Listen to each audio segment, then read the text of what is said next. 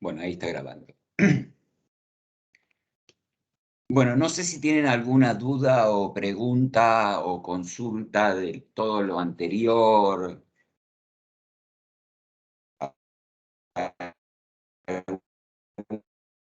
Un comentario de los parciales.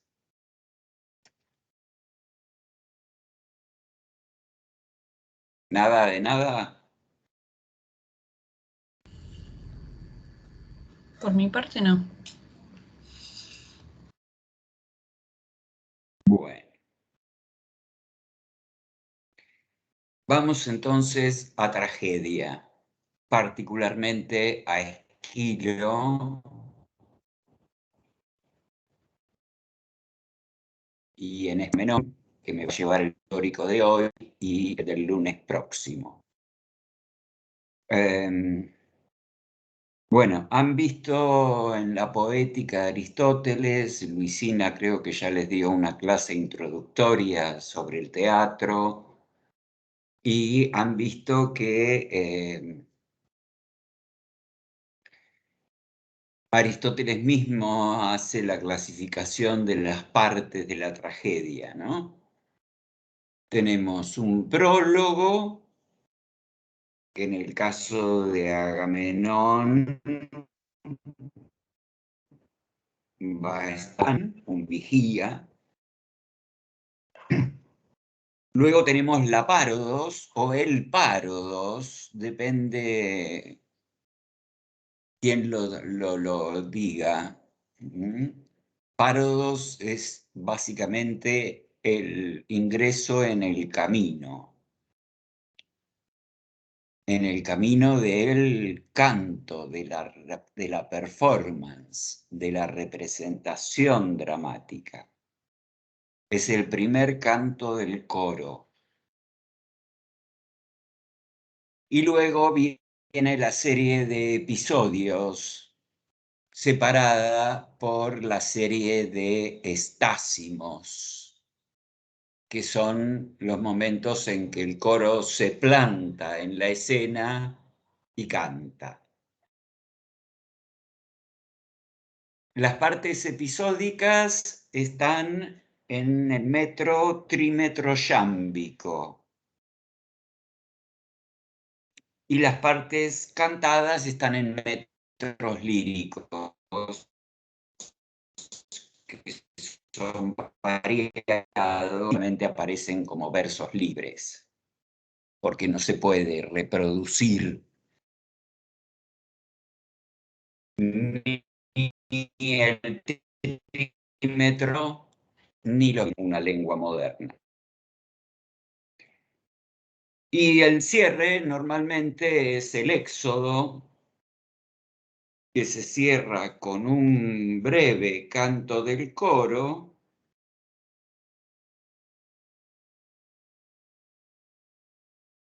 pero que curiosamente en el Agamenón o ha desaparecido en la transmisión o no se cierra con una salida del coro. No hay éxodo en la tragedia Agamenón.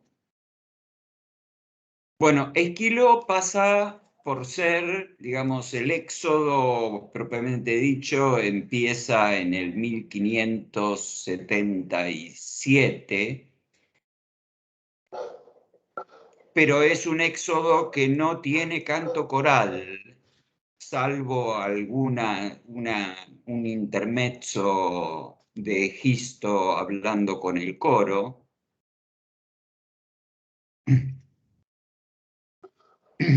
Pero se cierra en trímetros yámbicos, se cierra episódicamente.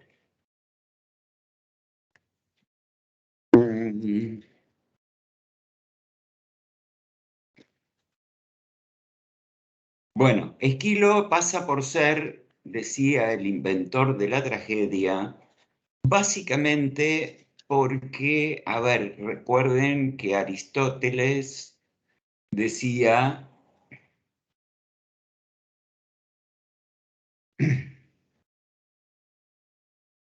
que la tragedia provenía de los coros de los ditirambos,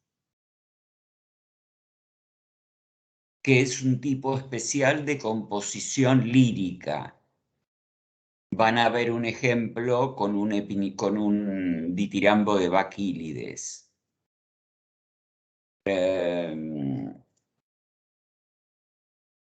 En ese ditirambo de Baquílides, efectivamente, se puede ver que hay un diálogo entre el personaje Teseo y Minos.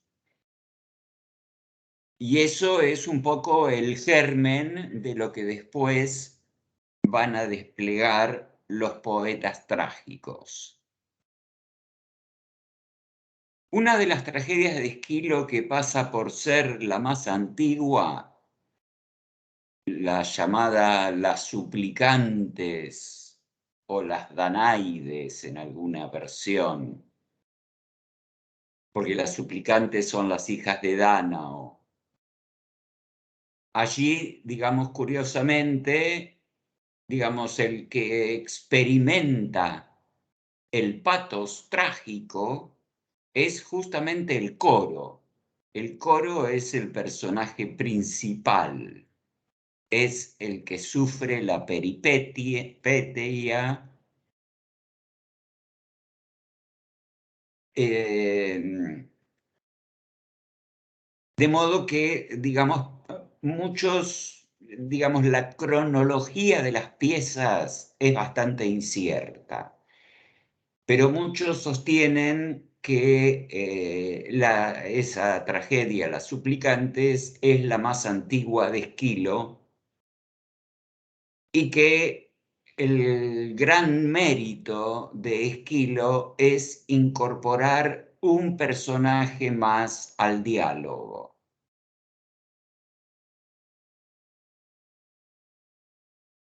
Como vamos a tener efectivamente en el Agamenón, donde vamos a tener diálogos entre los personajes. También con el coro.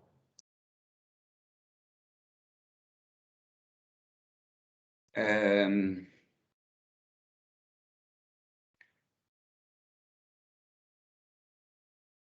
Básicamente Esquilo es un poeta que escribió trilogías, o sea, 3 piezas que conformaban, cada una era independiente, probablemente se representaran en 3 días distintos, y era el hábito del poeta de justamente, digamos,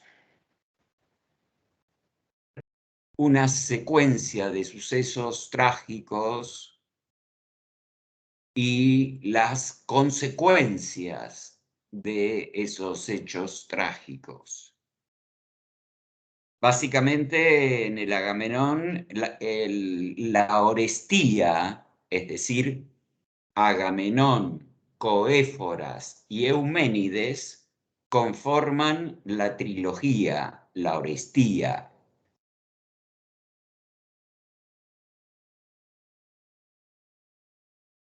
En algunos títulos de traducciones aparece como Orestíada, pero en realidad no es el título correcto en griego.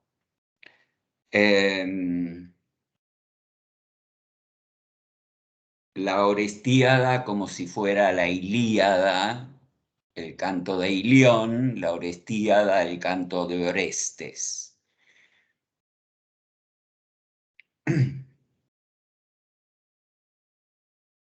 Bueno, tenemos entonces Agamenón, Coéforas y Euménides.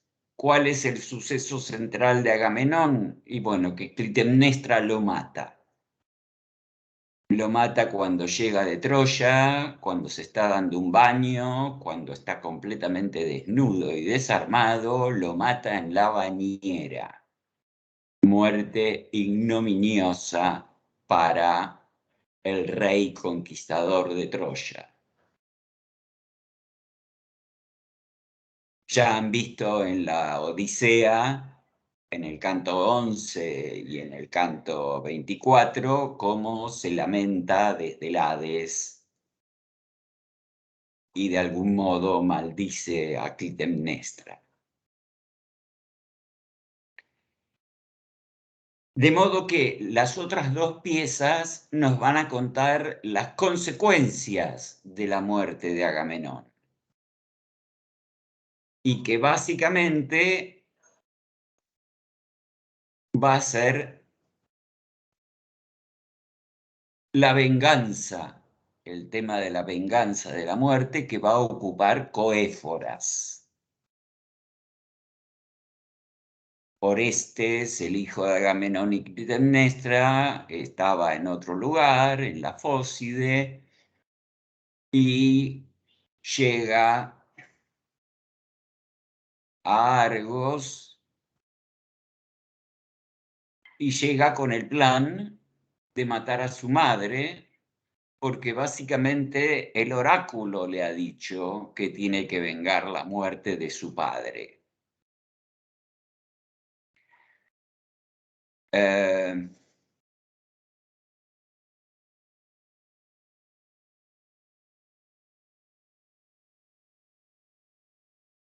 y entonces va a estar el plan y bueno, el punto central va a ser que Orestes se venga, mata a su madre Clitemnestra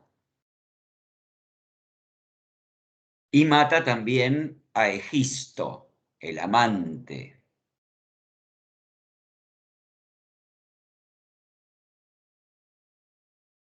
Y bueno, y esas muertes nuevas generan otro conflicto,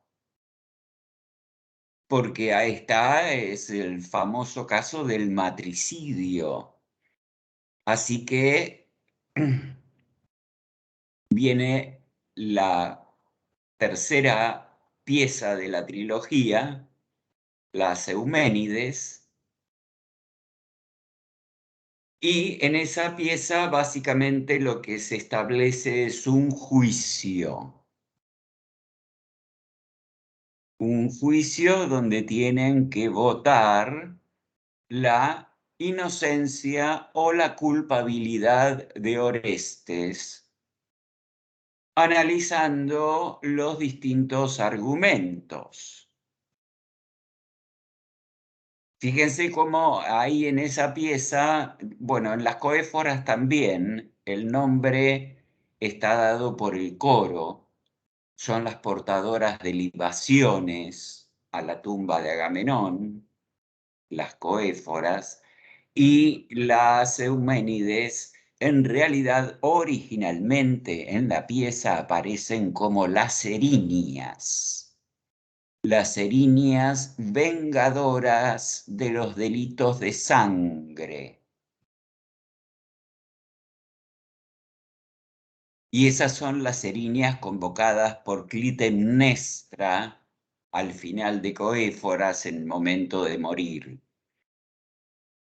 y que lo persiguen a Orestes porque se lo quieren, digamos, matarlo, hacer justicia por la muerte de Clitemnestra.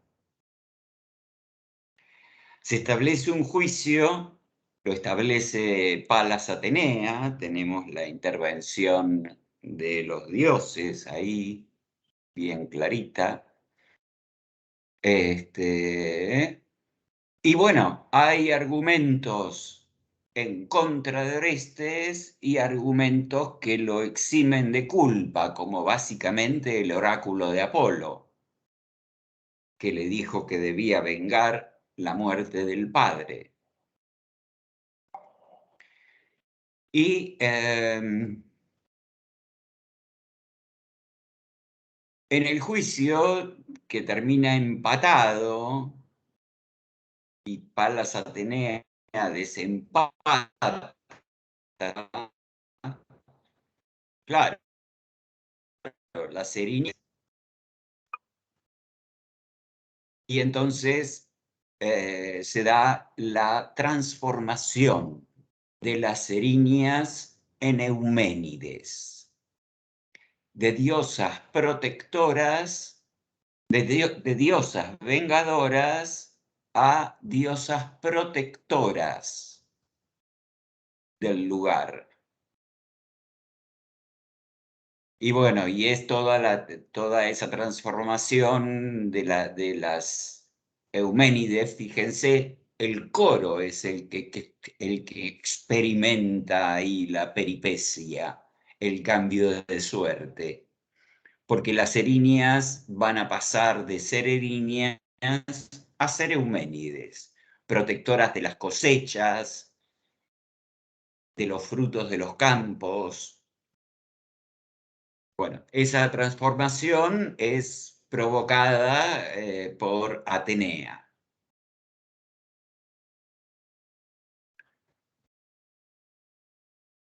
Bueno, ese es el pantallazo general de lo que es la trilogía en su conjunto. Vamos a focalizarnos en Agamenón y voy ya mismo al prólogo. El prólogo que va hasta el verso 39, en boca de el vigía o guardián del palacio, que está postado en la torre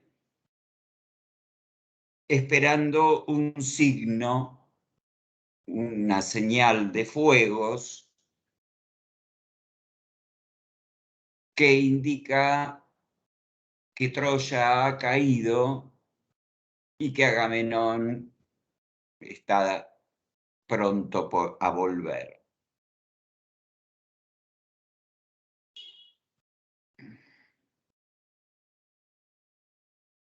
Bueno, veamos lo que dice el guardián. A los dioses pido el fin de mis fatigas, de esta guardia que dura hace ya un año y en cuyo transcurso, echado como un perro en la azotea del palacio de los Atridas, he aprendido a saber distinguir la multivaria muchedumbre de los astros y las estrellas que traen a los hombres inviernos y veranos, sus hortos, sus ocasos, esos príncipes luminosos que resplandecen en el cielo.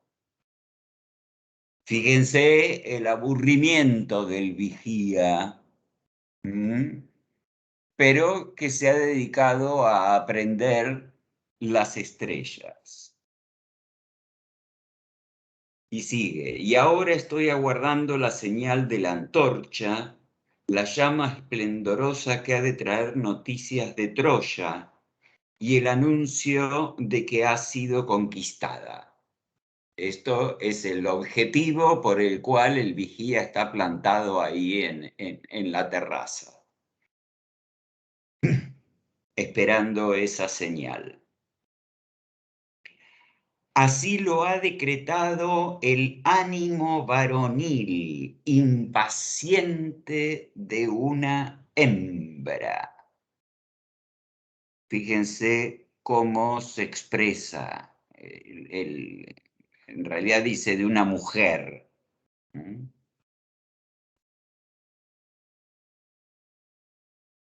Me interesa remarcar esto del ánimo varonil, porque justamente es el que caracteriza a Clitemnestra.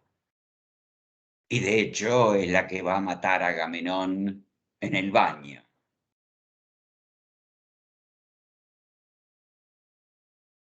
Mm. Bueno, sigue hablando, se queja de que el sueño no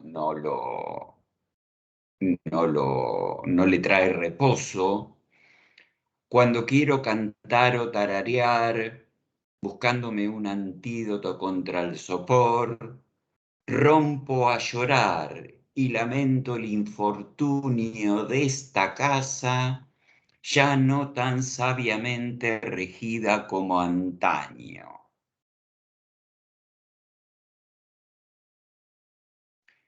Fíjense, una otra mención discreta a que la casa no está en orden.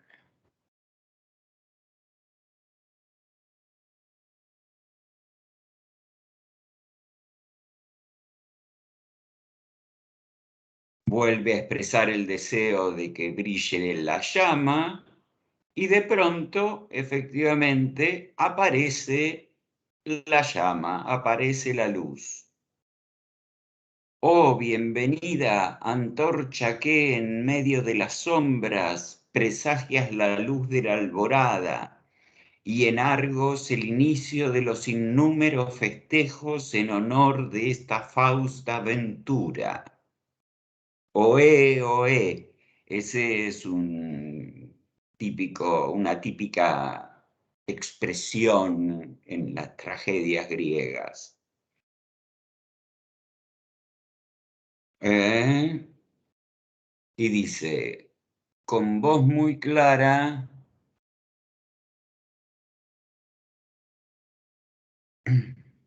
envío la consigna a la esposa de Agamenón para que presta se levante del lecho y haga resonar en palacio un canto de triunfo en honor de esta antorcha.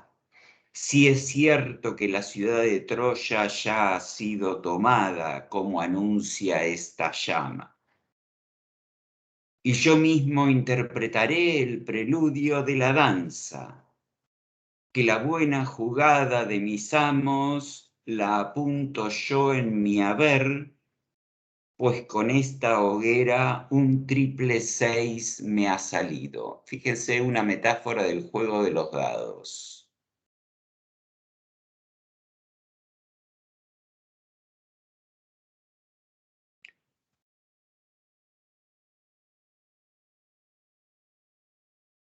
Hace un breve baile y continúa.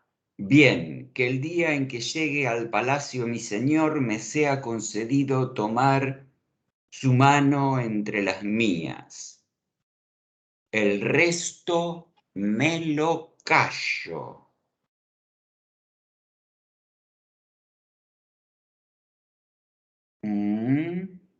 Estamos en el verso 36. Un enorme buey pesa sobre mi lengua. Ahí tenemos con este silencio, esta referencia al silencio y a tener la lengua atada, impedida por el peso de un buey. Algo raro hay en el palacio que el guardián sabe y que no se lo está diciendo directamente a los espectadores, sino que está haciendo alusiones a algo que los espectadores ya saben. Los espectadores conocen el mito. El asunto está en cómo se va a realizar la performance, la ejecución dramática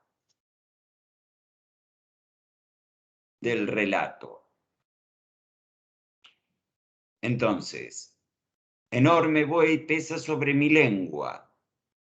Este mismo palacio, si pudiera hablar, lo explicaría todo claramente. Fíjense acá, el palacio es el lugar y ese es el lugar que efectivamente más adelante va a hablar. el palacio pasa a ser casi un personaje en esta tragedia.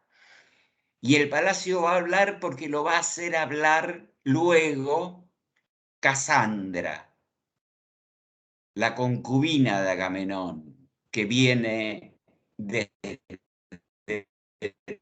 Troya, es hija de Príamo, es la adivina que tenía el don de la adivinación, pero no tenía el don de la credibilidad, porque Apolo se lo había quitado, porque siendo sacerdotisa de Apolo se había acostado con otro hombre.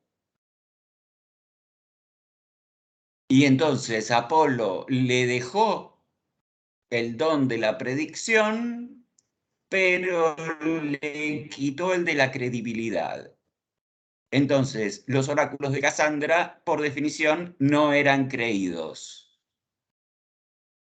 Y en esta tragedia, al final, van a ser creídos porque Casandra va a profetizar no el futuro, que también lo hace, profetiza la muerte de Agamenón y su propia muerte. El coro no le cree, y no le cree hasta que Casandra profetiza para el pasado. O sea, ve en las paredes del palacio los crímenes que se habían cometido antes. Y cuando se da cuenta de que Casandra efectivamente sabe. Y por eso les decía lo del palacio, que es como un personaje, porque Casandra va sacando de las paredes del palacio las imágenes de lo que ha pasado.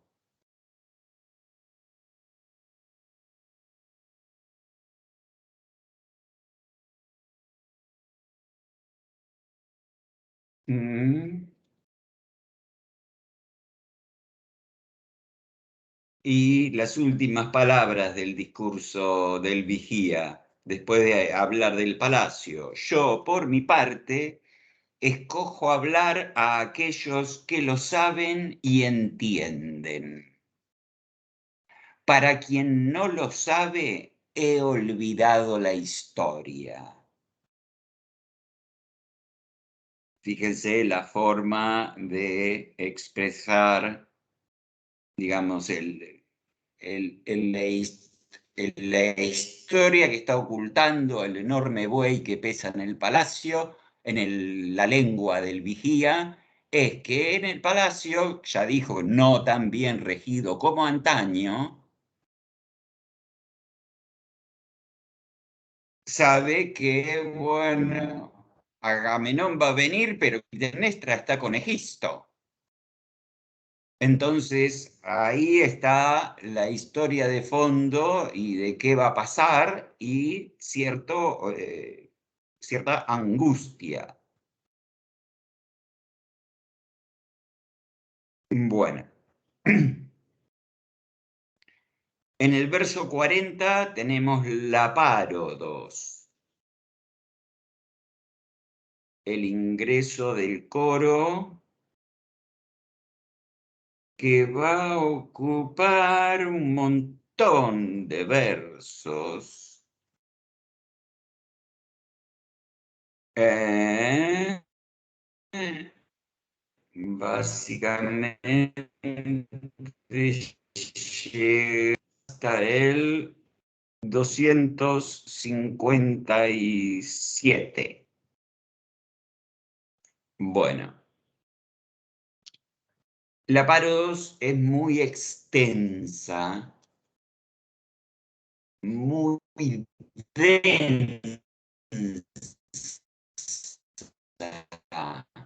concentrada. En este caso tenemos un coro de ancianos que no fueron a la guerra porque ya no estaban en condiciones de ir a la guerra. O sea que son ancianos que la debilidad También la sabiduría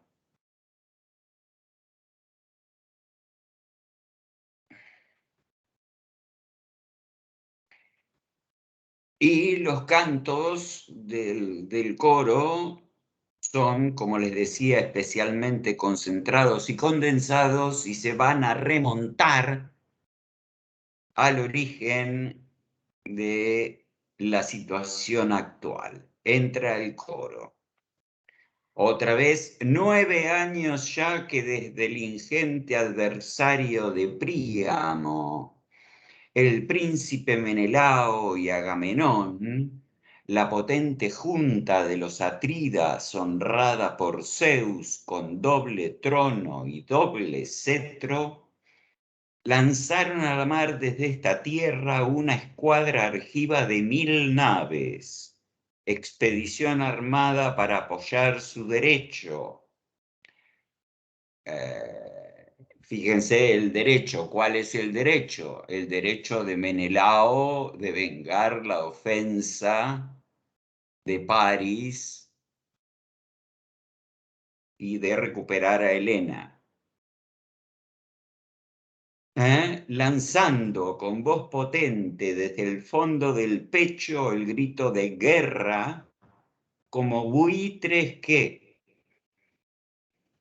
en un solitario dolor por sus polluelos, en torno al nido revolotean bogando con los remos de sus alas, perdido sin remedio el trabajo de proteger el nido de sus crías.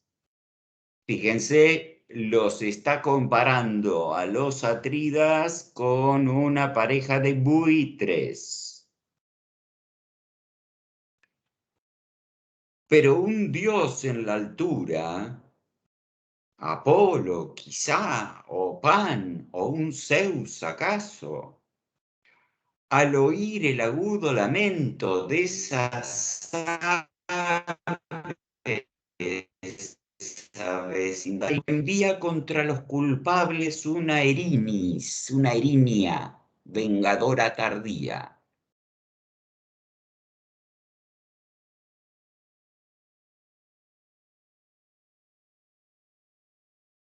De igual modo, el prepotente Zeus hospitalario contra Alejandro envía a los hijos de Atreo, y por una mujer de muchos hombres se dispone a imponer a danos numerosos combates que extenúan los miembros. La rodilla apoyada en el polvo, rota la pica en el primer asalto. Fíjense cómo se refiere a Helena.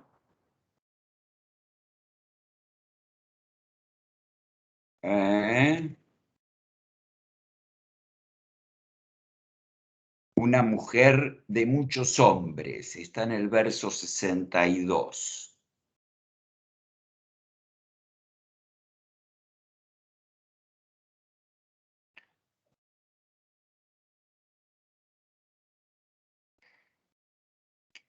Todo está como está y acabará en lo ya prefijado. Y aquí tenemos un tema clave en Esquilo, que es justamente el de la Moira, el destino prefijado.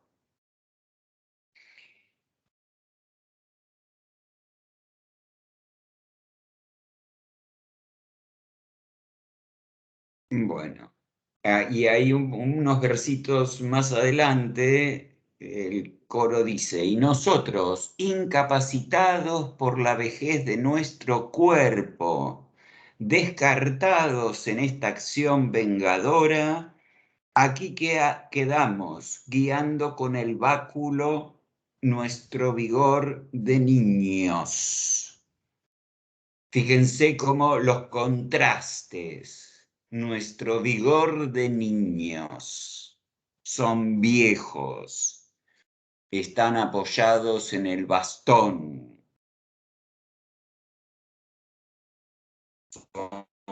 débiles.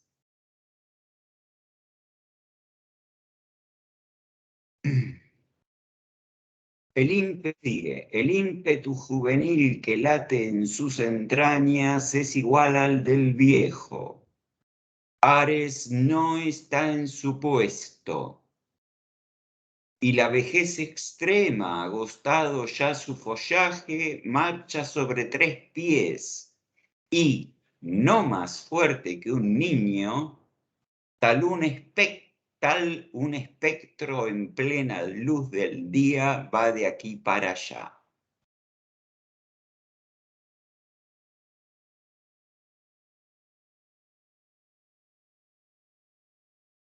Mas, oh hija de Tíndaro, Clitemnestra, mi reina, ¿qué es lo que ocurre? ¿Qué novedades hay? ¿Qué noticia te ha inducido a ordenar sacrificios por doquier? Flamean con sufragios los altares de todos los dioses de esta tierra, olímpicos, subterráneos, los de palacio y los de fuera. Y una aquí, otra allí, hasta el cielo se eleva la llama fomentada con los suaves estímulos, no engañosos del aceite sagrado, y con las ofrendas sacadas del fondo del palacio.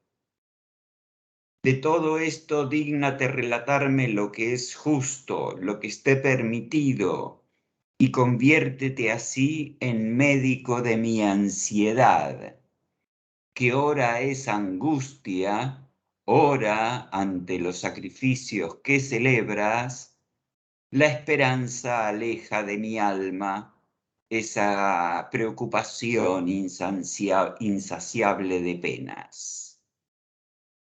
Fíjense, bueno, no sé con qué traducción se están manejando.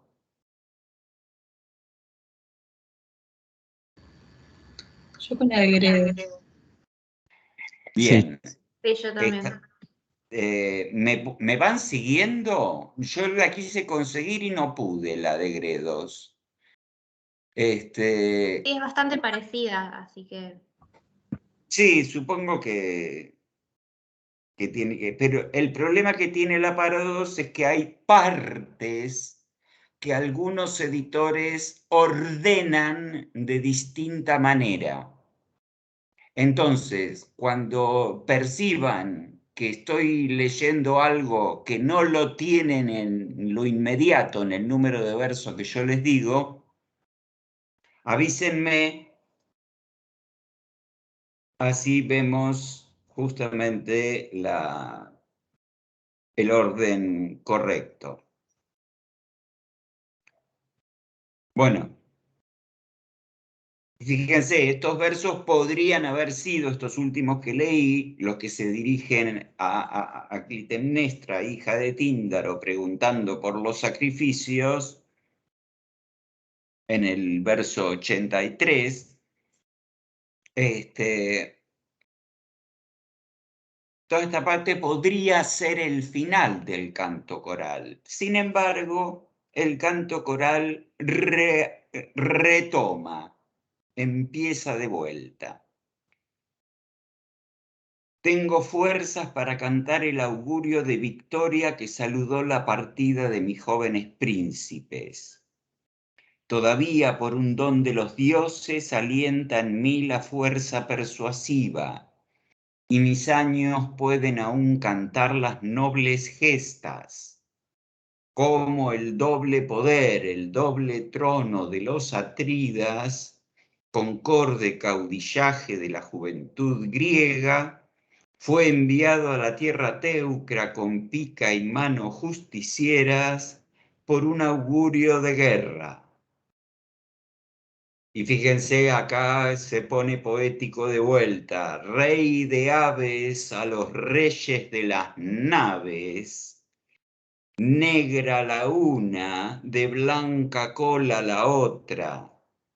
Y se aparecieron muy cerca de la tienda, del lado de la mano que blande la pica, en un lugar bien visible, mientras devoraban con toda su preñez una liebre que vio frustrada su última carrera.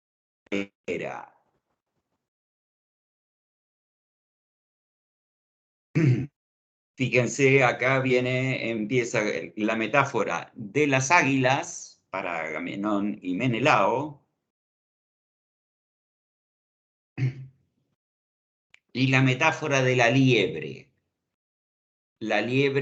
cazada con Z,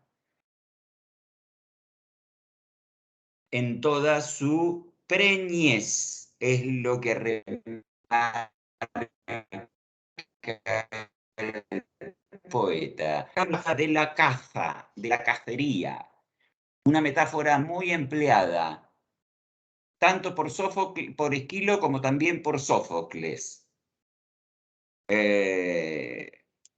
Básicamente porque las piezas trágicas siempre están detrás de alguna pista de algo, como lo van a ver en el caso de Sófocles con Edipo Rey.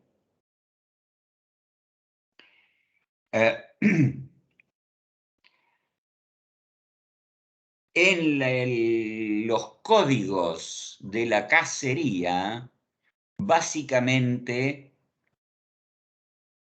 hay un tiempo en el cual los cazadores cesan de cazar, respetan el tiempo de la procreación.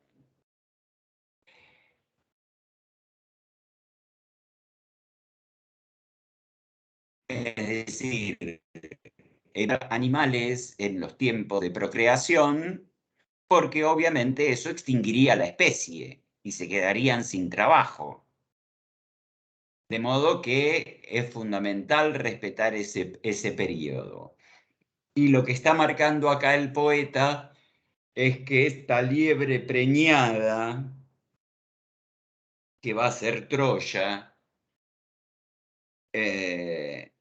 digamos que fue matada fuera del tiempo correcto.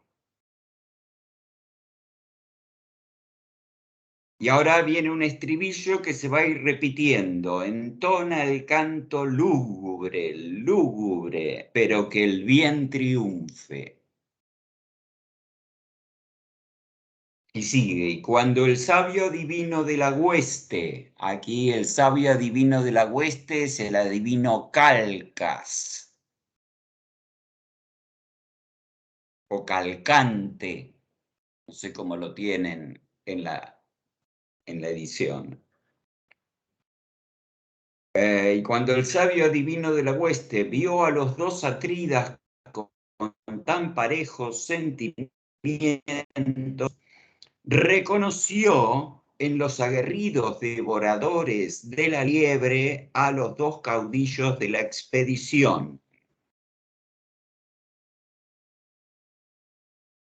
De esta manera explicando el portento.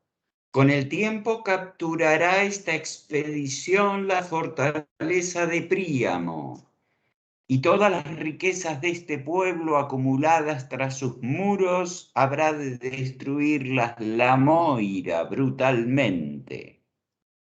Solo que ninguna envidia de los dioses venga a ennegrecer el terrible bocado de Troya que ha forjado esta hueste. Y acá tenemos el concepto de la envidia de los dioses.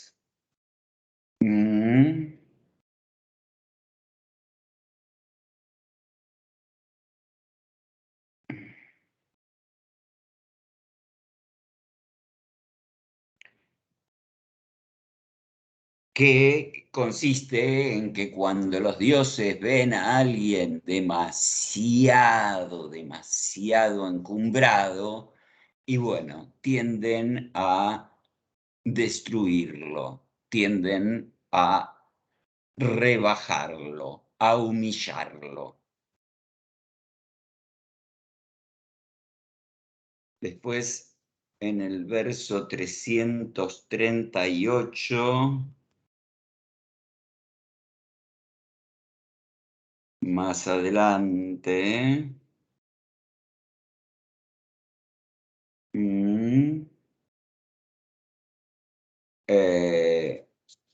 va a aparecer en un discurso de Clitemnestra esta misma idea. Le leo. Y si respetan a los dioses tutelares de esta tierra, de esa tierra ya sometida y los santuarios de los dioses, no hay por qué abrigar ningún temor de que, vencedores hoy, sean a su vez un día los vencidos. Solo que no invada al ejército el ansia de saquear lo que no es debido, que para alcanzar el retorno feliz por recorrer un largo de su doble carrera.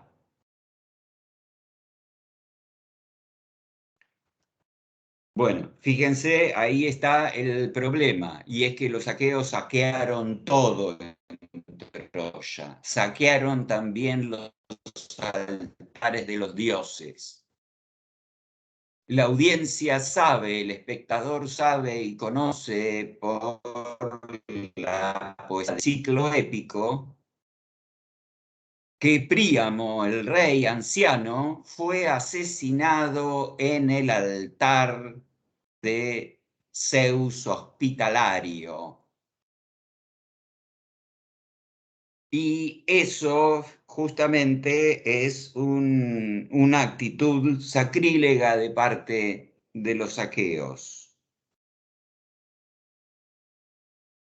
Lo mata Neoptólemo, el hijo de Aquiles.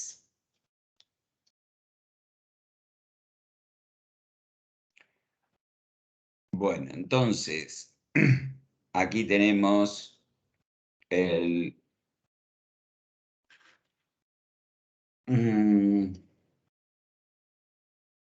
esa expresión de cuidado.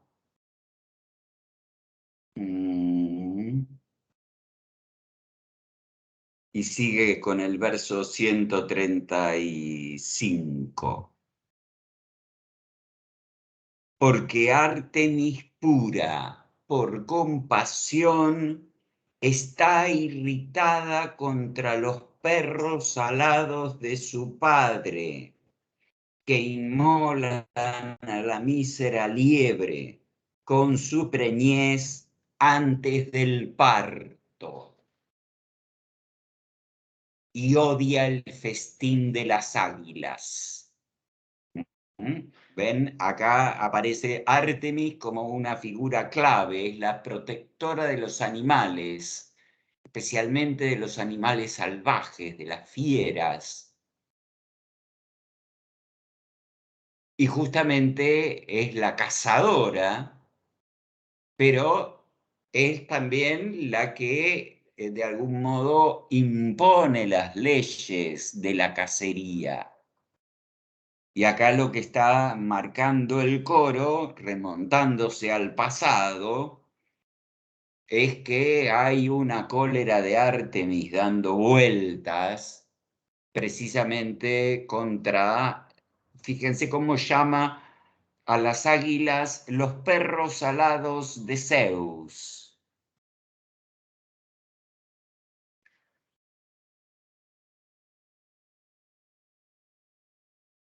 Repite el estribillo y luego dice: tan magnánima siempre la bella que se complace en los tiernos cachorros de los feroces leones y en las crías de todas las fieras de la selva, me pide que interprete esos portentos, felices, sí, y al mismo tiempo reprochables.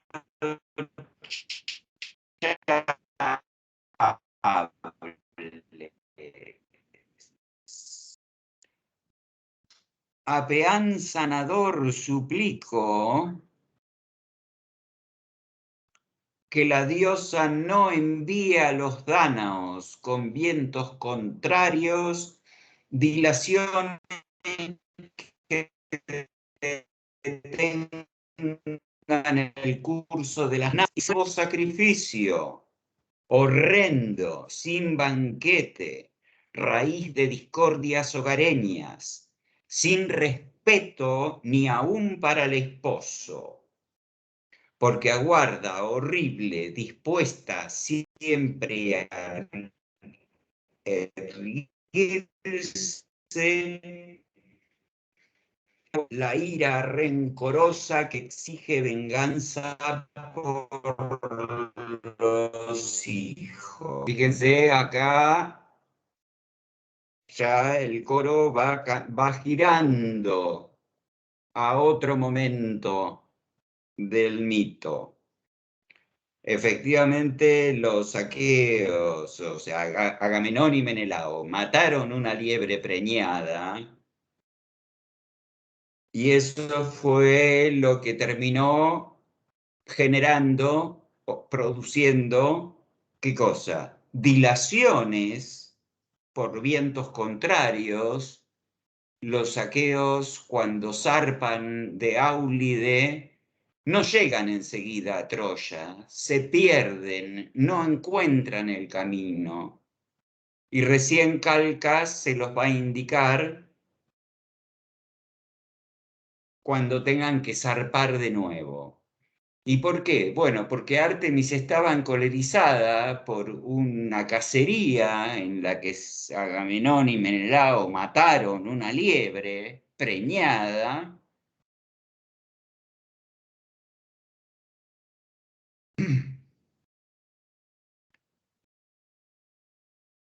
Y entonces fíjense que esa navegación frustrada produce que tengan que hacer un nuevo sacrificio. Un nuevo sacrificio que ¿cuál va a ser?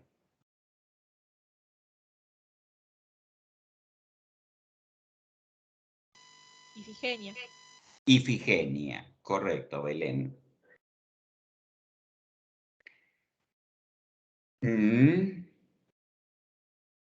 Bueno, y fíjense, dice, tal fue la profecía que Calcas, entre grandes aventuras, vaticinó a esta casa real, interpretando los augurios de partida. Vuelve a repetir el estribillo, y entonces el anciano caudillo de las naves aqueas, sin cubrir de reproches a ningún adivino, y respirando al compás de la adversa fortuna, cuando la hueste aquea se consumía por la larga demora que vaciaba las ánforas, varada frente a Calcis, en las playas de Áulide azotada por las olas. Fíjense, hay aparentemente una tempestad, pero en realidad lo que hay es una calma chicha en el mar, que no permite la navegación. Dice, los vientos soplaban desde el estrimón, trayendo consigo nefastas demoras, ayunos, anclajes peligrosos, errátiles caminos de la tropa, ruina de las naves y las jarcias. Prolongaban el tiempo de la estancia y consumían con la inacción la flor del ejército argivo. Mas cuando el augur pronunció el nombre de Artemis y pregonó a los príncipes un remedio más duro aún que el amargo temporal, de manera que los atridas golpearon con su cetro la tierra sin contener el llanto. porque el remedio más duro que el temporal es justamente el sacrificio de Ifigenia para aplacar a Artemis y que puedan tener vientos favorables. Entonces el rey de más edad, este es Agamenón, tomó la palabra y habló de esta manera. A ver, estamos en el verso 206. Cruel es mi destino si no cumplo.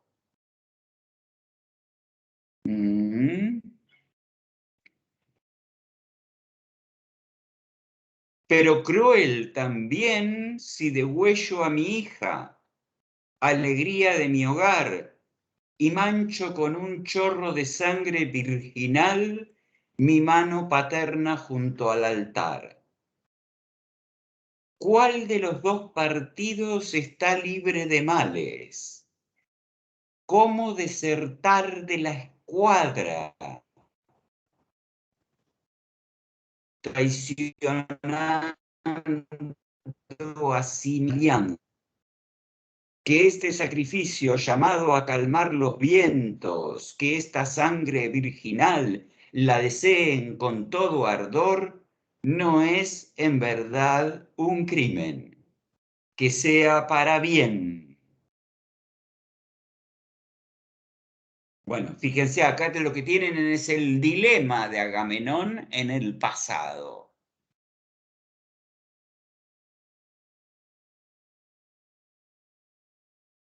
Y el dilema es, a ver, yo convoqué a las tropas, están todos hace varios días, se van comiendo los víveres. Y claro, el ejército quiere que si el adivino Calcas dijo hay que sacrificar a Ifigenia,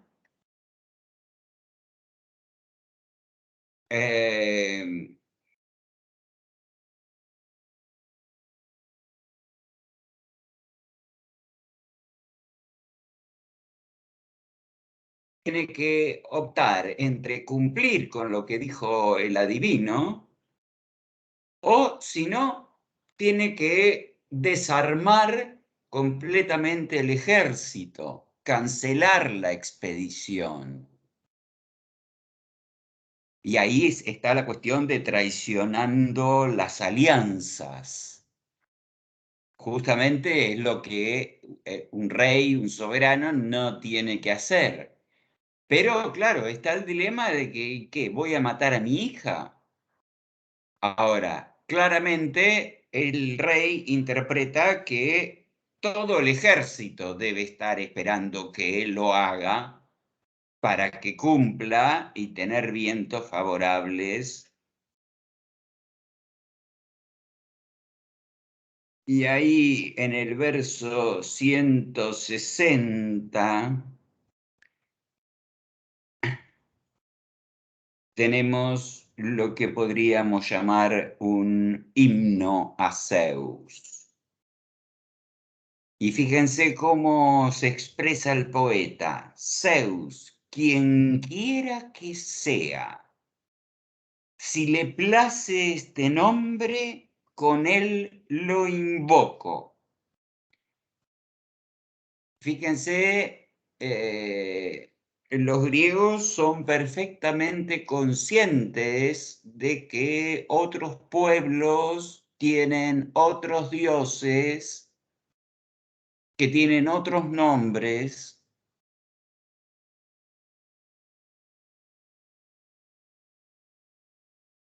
Y de algún modo lo que está haciendo el poeta es relativizar, restringir el alcance, digamos, de ese Zeus omnipresente de la poesía épica.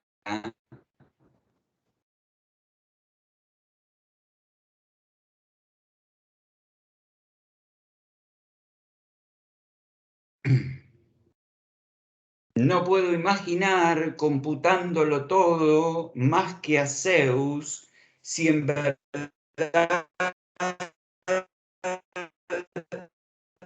he de arrancar de mi inútil angustia.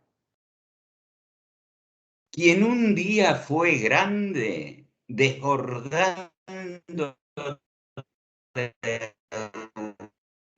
audacia con valentía, ni siquiera que ha sido. Y el que tras él surgiera, dio con su vencedor y sucumbió. Tan solo el que piadoso invoca a Zeus en cantos de triunfo alcanzará la suprema prudencia. Bueno, ¿a qué se está haciendo referencia ahí? Bueno, según algunos, básicamente a la sucesión genealógica de Urano, Cronos, Zeus.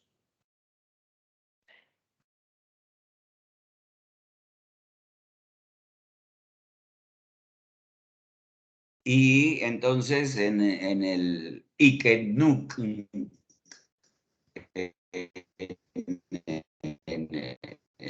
aquí, Zeus es la divinidad suprema instalada. Y sigue, y acá lo que viene es lo más importante. Él que abrió a los mortales la senda del saber.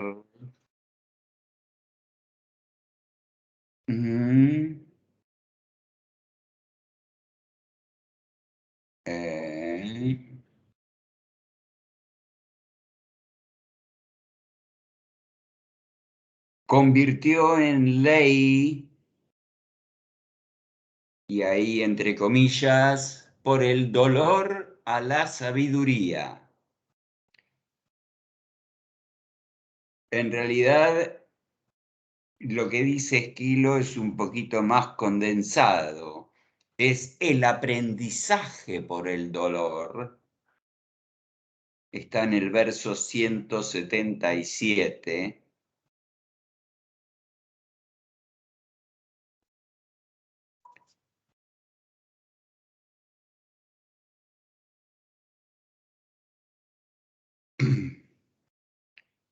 Bien, está ahí eso establecido como una ley de ser. En vez de sueño, resuma ante el corazón un dolor que recuerda el mal antiguo. Así, sin querer, le llega al hombre la prudencia, favor violento de los dioses que se asientan en su augusto trono junto al timón.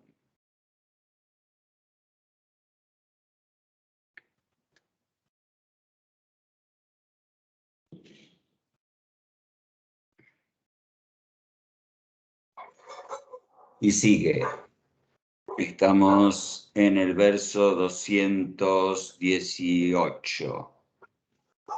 Y una vez se hubo colocado el arnés del destino, se levanta en su espíritu un vendaval contrario, impío, sacrílego, a cuyos embates mudó de sentimientos hasta atreverse a todo, que instiga a los mortales una torpe consejera, una infausta demencia, un targenio de actos criminales. Y ahí, básicamente,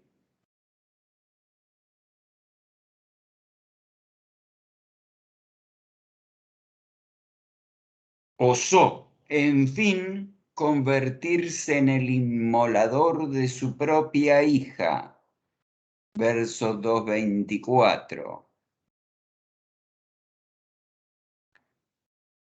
fomentando una guerra surgida para vengar el rapto de una hembra, propiciatoria ofrenda de una armada.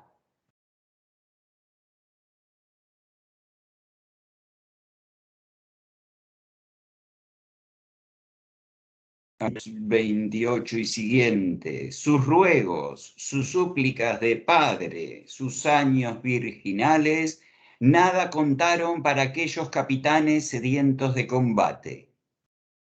Tras la plegaria, hace el padre señal a sus ministros, que con fuerza la tomen, postrada como está entre sus ropajes, y la coloquen sobre el ara, sobre el altar, ¿no? Con el rostro inclinado hacia tierra, como una cabritilla, que con mordaza sobre su hermosa boca impidan todo grito de maldición contra su casa, con la fuerza y el mudo ardor de un freno.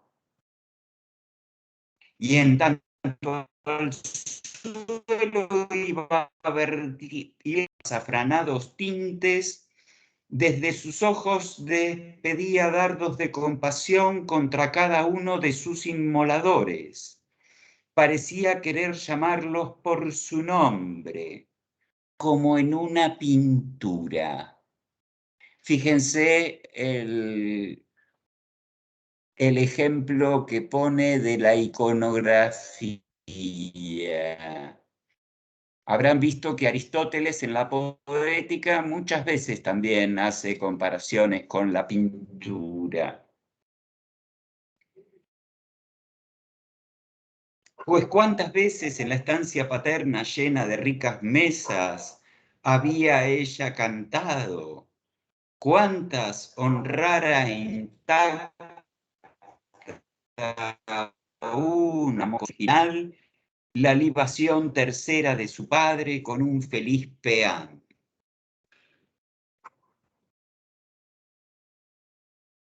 Va cerrando. Lo que siguió después, ni lo vi ni lo digo.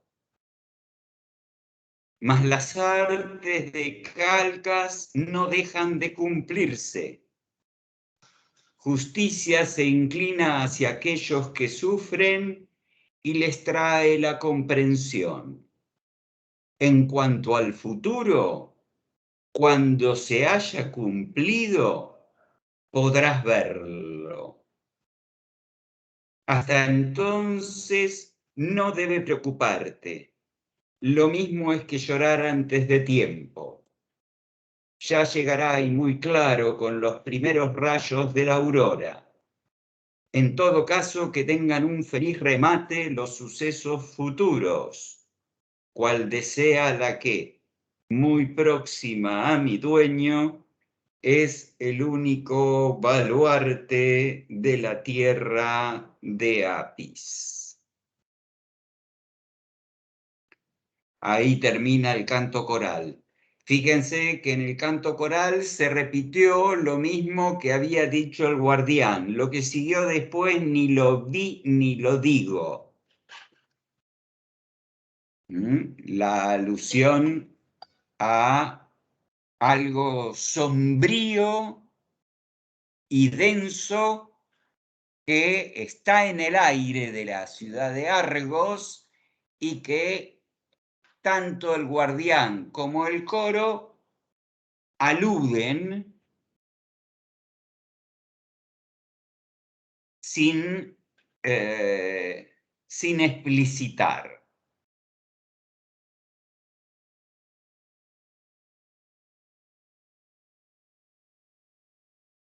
Y aquí comienza entonces el primer episodio con la figura del corifeo que va a dialogar con Clitemnestra. Esto es el primer episodio donde el punto central es otra vez ese carácter varonil de Clitemnestra. Le pregunta cómo sabe, es decir, está retomando lo que ya dijo de estás haciendo sacrificio a todos los dioses. Y bueno, porque ya Clitemnestra sabe que los aqueos capturaron Troya.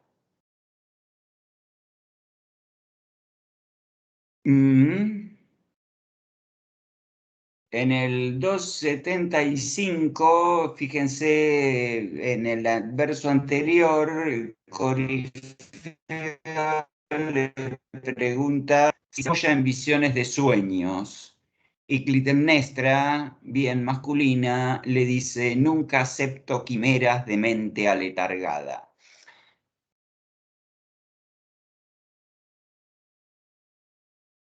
Y básicamente, a partir del verso 281, Clitemnestra hace el relato de cómo habían planeado con Agamenón la estrategia de hacer tiempos de fogatas en distintos lugares para dar el anuncio de la caída de Troya. Fíjense, no tenían internet, no tenían correo, pero tenían medios de comunicarse y de enterarse relativamente rápido de las noticias. Todo eso está descrito como la llama de Hefesto. Es Hefesto, el dios del fuego. Bueno, y básicamente hace todo el itinerario de las hogueras que se enciende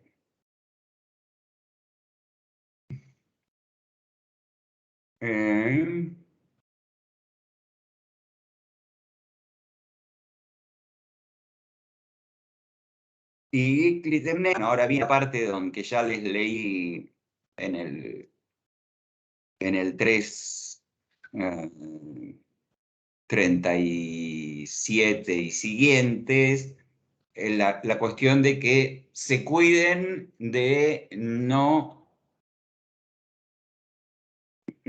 cometer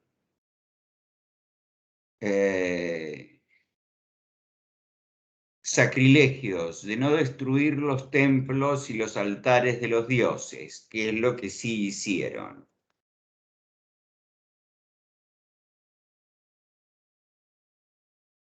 Y fíjense en el verso 3:51, el Corifeo le dice a Clitemnestra, después de escucharla,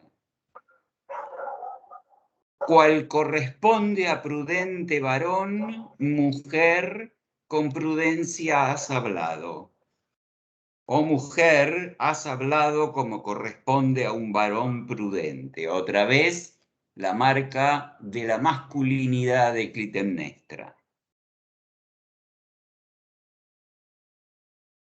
En cuanto a mí, después de oír tan contundentes pruebas, invocaré a los dioses, que en verdad hemos recibido un beneficio que vale nuestro esfuerzo. Y ahí comienza el Estásimo primero. El Estásimo primero es un canto coral también extenso que llega hasta el 487.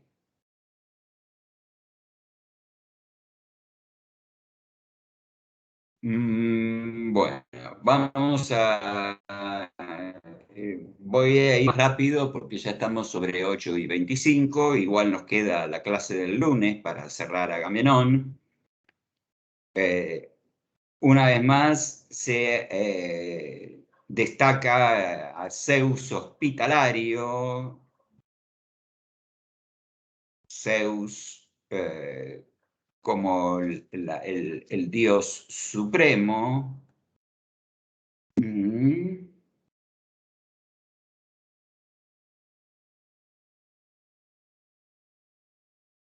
Y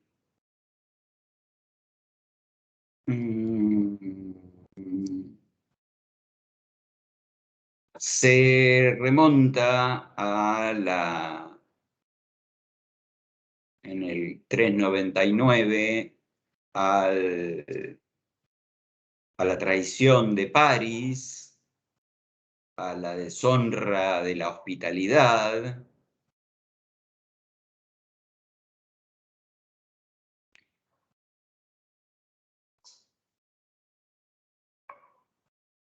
Y se hace una mirada sobre Ilión,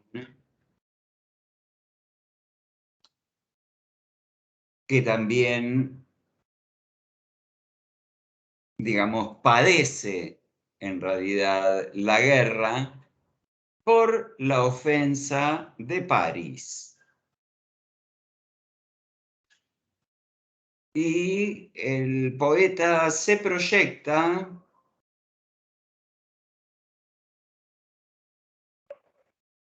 imagínate cómo los troyanos estarán padeciendo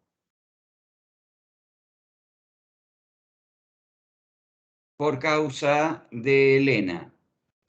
Fíjense que este es un rasgo también muy, muy interesante de observar cuando lean los persas, la capacidad del poeta de ponerse en el lugar del otro, en el lugar del enemigo, del adversario vencido. Es algo que ya está marcado en el canto 24 de la Ilíada, cuando Aquiles se compadece de Príamo y le devuelve el cadáver de Héctor. Esa capacidad de proyectarse, digamos, de salir de sí mismo y proyectarse a ver cómo sufrirán los otros, un rasgo que caracteriza a la cultura griega, diría, y que en los persas básicamente está marcando, porque la escena de los persas de Esquilo está ubicada en Persia. Son los persas los que reciben la noticia por el mensajero de que el ejército ha sido destruido por los griegos.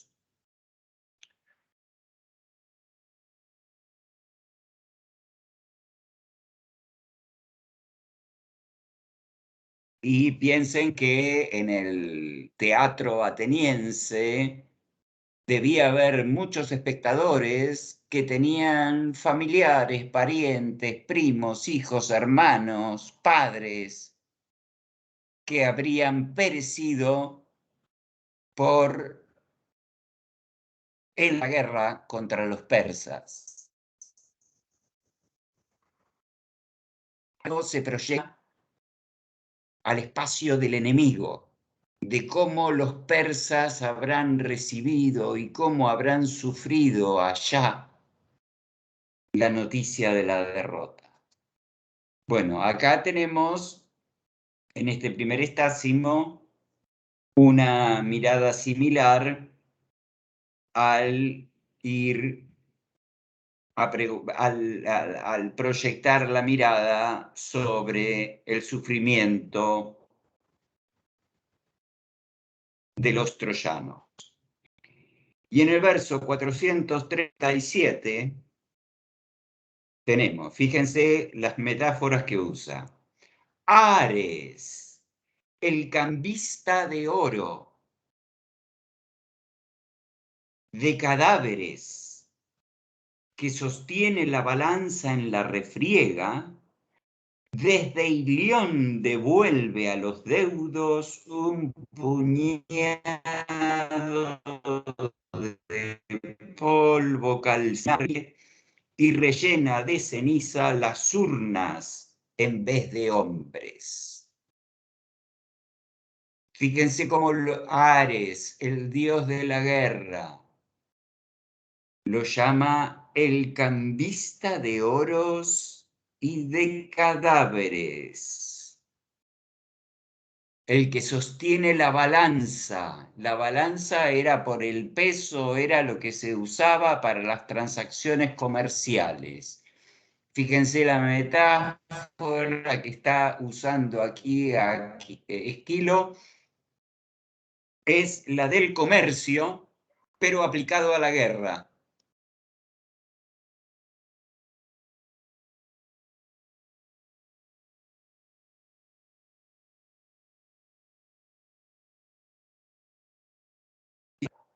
Mandar hombres de vuelta, manda las cenizas. Ahora, fíjense, está pasando la mirada del poeta a la recepción en Grecia de la caída de Troya. Todos vierten sus lágrimas mientras hacen el elogio guerreros. De uno se dice que era sabedor de batallas, de otro que cayó dignamente en la refriega por mujer ajena. Tal es lo que en silencio se murmura y sordamente avanzando contra los atridas, brazo de la justicia, una ola de punzante rencor. Otros asimismo, junto a las murallas, con sus formas intactas, tienen por tumba un pedazo de tierra troyana.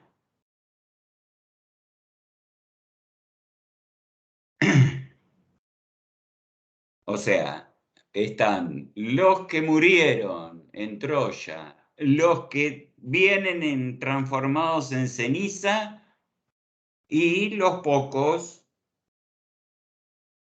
que quedaron vivos. Y en el verso, 456. La voz de un pueblo airado. La maldición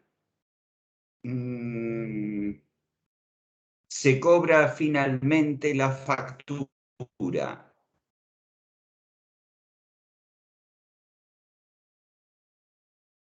Yo en mi angustia espero una noticia oculta todavía entre tinieblas. Los dioses siempre acechan a los que han provocado tantas muertes. Y la lúgubre Erinia con el tiempo ha alcanzado a aquel que ha alcanzado la dicha injustamente, lo cubre de tiniebla transformando en ruinas su existencia. Y cuando ya ha llegado entre los muertos, no hay remedio. Terrible cosa es la gloria con exceso, pues el rayo de Zeus se abate en sus hogares.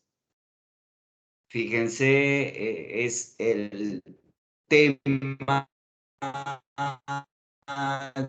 de la envidia de los... Algo que va a decir inmediatamente. La dicha, yo prefiero que no despierte envidia. No sea yo jamás un destructor de pueblos, ni, vencido a mi vez, tenga que ver mi vida sometida a arbitrio ajeno. Veloz recorre la ciudad una nueva traída por un audio. Cierta, si es engaño de los dioses, ¿quién lo sabe? Fíjense la actitud del coro, que pese a que empezó diciendo que le cree a Clitemnestra, todavía está esperando ver a Agamenón para saber que efectivamente Troya cayó.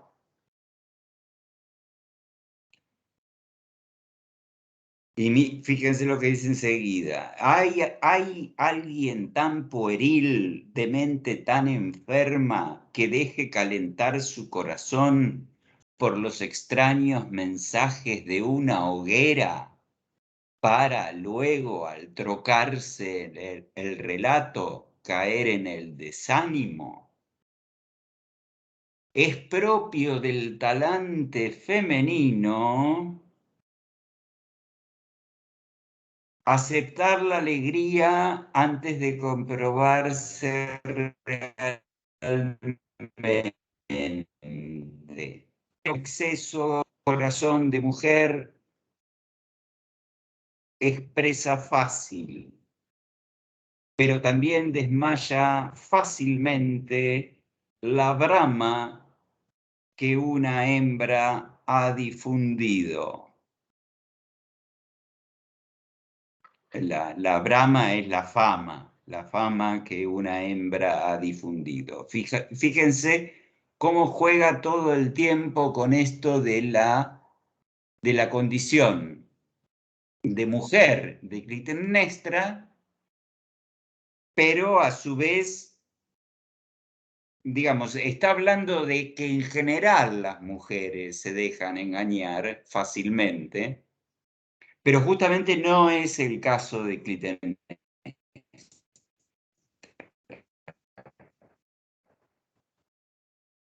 Bueno, vamos al 487. ¿Tienen alguna duda, pregunta para hacerme?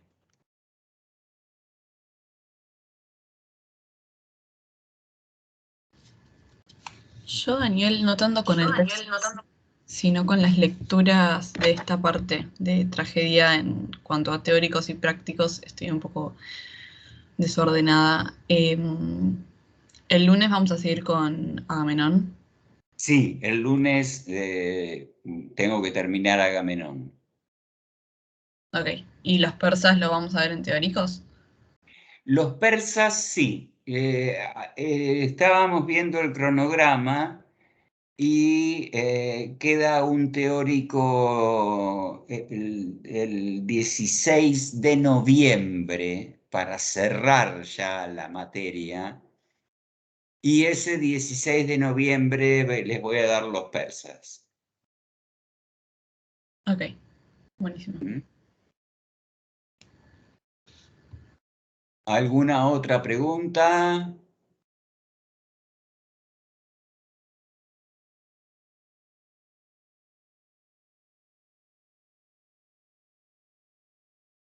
¿Se entiende? ¿Me siguen bien con la traducción? ¿Sí? Bueno, nos vemos entonces el lunes. Camila, ¿tenías algo para preguntar? No, perdón, me iba a despedir.